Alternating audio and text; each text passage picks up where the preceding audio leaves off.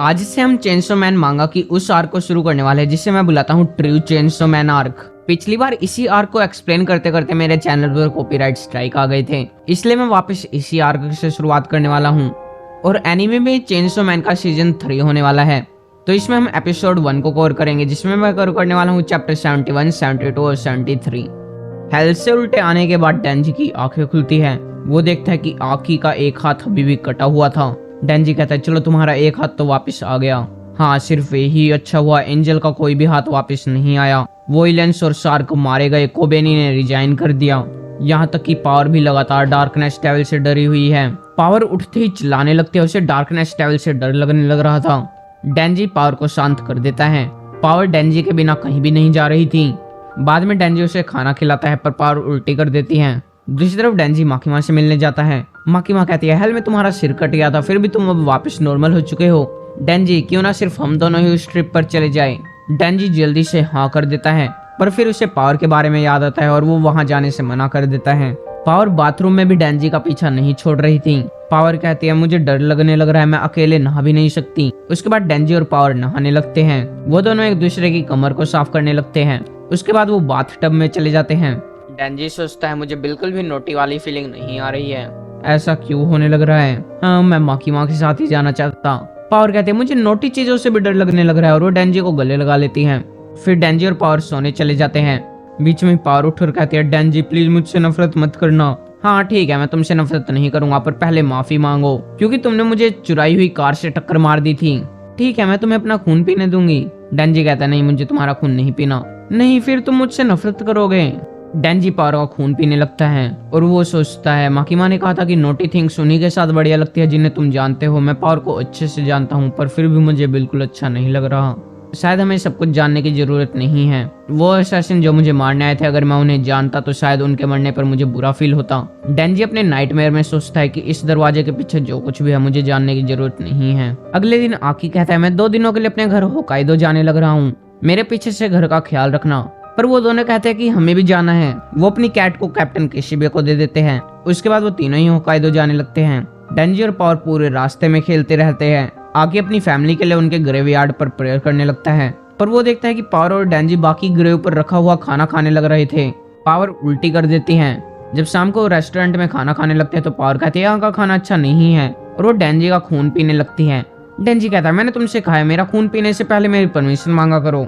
डेंजी और power so जाते हैं, पर आकी अभी भी जागा हुआ था।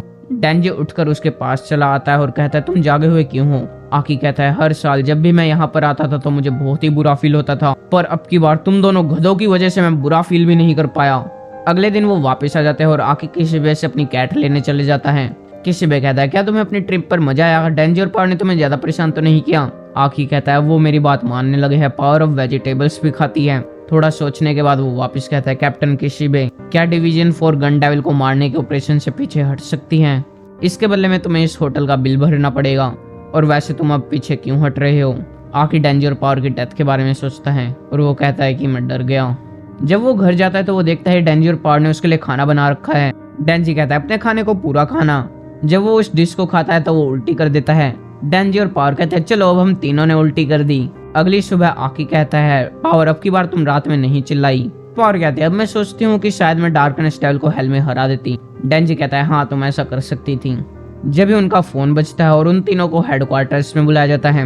माकीमा कहती है आकी मैंने सुना है कि तुमने गन डेविल को मारने के ऑपरेशन से डिवीजन 4 को हटाने का डिसीजन लिया है। तुम चाहो तो इस मिशन से पीछे हट सकते हो, पर पावर और डेंजी फिर भी पार्टिसिपेट करेंगे। डेंजी और पावर मेरी सुपरविजन में है, इसलिए सिर्फ इस ऑपरेशन के लिए मैं उन्हें डिवीजन 7 में डाल दूंगी। अब मैं उनके साथ कुछ डिस्कस करने वाली हूँ, अगर तुम इस मिशन पर नहीं हो तो यहाँ से चले जाओ। डेंजी कहता है मैं इस मिशन पर जरूर जाऊंगा, मैं इसका काफी समय से इंतजार कर रहा था। पावर कहती है मैं भी जाऊंगी क्योंकि डेंजी मेरा दोस्त है। आकी कहता है माकीमा-सान क्या मैं भी ज्वाइन कर सकता हूँ? ठीक है, मैं अभी तुम्हें जो इन्फॉर्मेशन देने वाली हूँ इस कमरे से बाहर नहीं जानी चाहिए। गन डेविल को पहले ही मार दिया गया है और उसे बंदी भी बना लिया गया है। जब रशियन आर्मी को गन डेविल मिला तो उसे पहले ही हरा दिया गया था।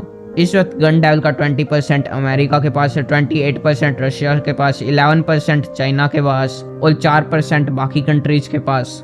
बाकी का बच्चा 37% अलग अलग डेविल के पास है। आकी कहता है ऐसा नहीं हो सकता, फिर उन लोगों को गन कहाँ से मिली जिन्होंने हिमेनो को मारा था। माकी माँ कहती है उन गन्स को इंसानों ने ही बनाया था। आकी कहता है पर हर देश में गन की मैन्युफैक्चरिंग बंद है। हाँ ऊपर ऐसा ही लगता है पर असल में इलीगली गन को मैन्युफैक्चर किया जाता है। आकी कहता है फिर तो गन डेविल का डर और भी बढ़ता ही जाएगा। माकी माँ कहती है बाकी देश यही चाहते हैं क्योंकि इससे वो कंट्रीज ताकतवर हो जाएगी जिनके पास ज्यादा गन डेविल का फ्लैश है। तो फिर ये ऑपरेशन किस लिए है? माकी माँ कहती है ये ऑपरेशन एक जंग की तरह होगा। बाहर आने के बाद डेंजी और पावर कहते हैं तुम इतने क्यों डरे हुए हो आकी? आकी कहता है अगर हम गन डेविल को हरा भी देंगे तो शायद उसे जापानीज गवर्नमेंट कलेक्ट कर लेगी। हम गन डेविल को मारने के लिए नहीं जा रहे हैं, हम उसे जापान के लिए लाने जा रहे हैं। उसे बस अलग अलग ग्रुप इस्तेमाल करते रहेंगे। डेंजी कहता है पर उस प्रोमिस का क्या जो माकी माँ ने मुझसे किया था कि अगर मैं गन डेविल को मार दूंगा तो वो मेरी एक विश को पूरा करेगी। जब याकी को एक फ्यूचर दिखता है। घर आने के बाद वो रात को कहता है फ्यूचर डेविल अपने आप को दिखाओ। फ्यूचर डेविल कहता है मैं जब भी आऊंगा अगर तुम कहोगे कि भविष्य राज करता है, पर आकी ऐसा करने से मना कर देता है। फ्यूचर डेविल फिर भी आता है। आकी कहता है तुमने दोपहर में मुझे क्या दिखाया था? फ्यूचर डेविल कहता है ये भविष्य है जिसे तुम भी नहीं टाल सकते। डेंजी तुम्हें और पावर को मार देगा और उसके बाद वो डेविल बन जाएगा जिससे सभी डेविल्स डरते हैं। और ये एपिसोड यहीं पर ही खत्म हो जाता है। आई होप आपको इस आर्क का फर्स्ट एपिसोड बढ़िया लगा होगा। अगर आपको एक्सप्लेनेशन वीडियो बढ़िया लगी तो प्लीज वीडियो को लाइक करना और चैनल को सब्सक्राइब करना। जितनी जल्दी आप इस वीडियो पे 500 व्यूज और 20 लाइक्स को पूरा करोगे उतनी ही जल्दी इसका नेक्स्ट पार्ट आएगा। Thanks for watching.